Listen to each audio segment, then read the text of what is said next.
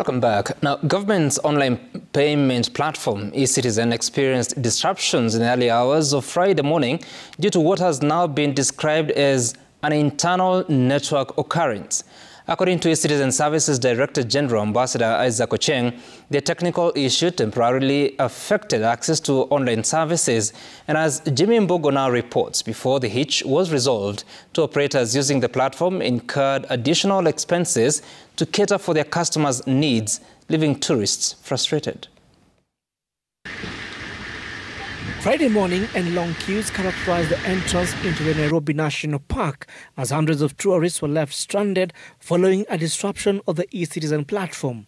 A disruption that resulted in extra costs for tour operators and an unbearable experience for the tourists whose hopes of catching a glimpse of the wildlife were cut short.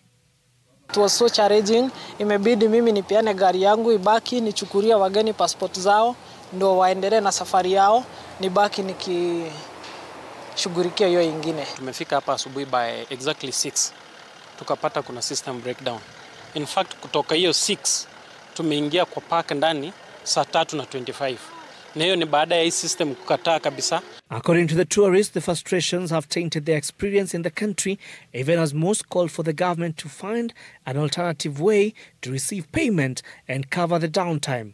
The far-reaching impact of the downtime hit motor vehicle dealers who called on the government to ensure that the downtime does not persist to avoid business interruption. I think they should have an alternative a solution for this, which would help us to consumed a lot of time, and this was the last day. It's been a bad impression. But when it goes down now for a prolonged period, let's say days or weeks, now that becomes a problem because of mostly the transfers. Yeah, the showroom, it's mostly because of the transfers to clients, who most of the time clients wouldn't understand it's not a we problem, it's an NTSA, it's an eCitizen problem. They wouldn't understand. On its part, the government, through the Director General of the eCitizen Services, noted that the disruption was occasioned by a quote-unquote an internal network occurrence that affected our operating systems, further noting that the technical teams had successfully resolved the problem and restored normal operation.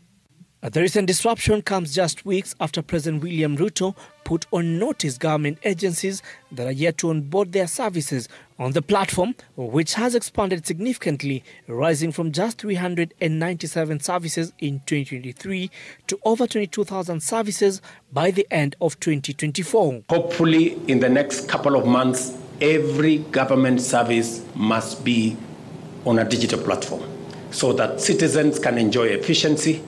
Citizens can pay for services from the comfort of their homes. We get rid of physical challenges. We get rid of extensive travel. We get rid of long queues. We get rid of follow-ups that citizens have to travel back and forth. Now, the eCitizen platform has been touted as the solution to increasing efficiency in government payment. However, on days like today, when the system fails, the inconveniences and frustration and the extra cost has to be borne by consumers. Jimmy Mbogo, Citizen TV, Nairobi.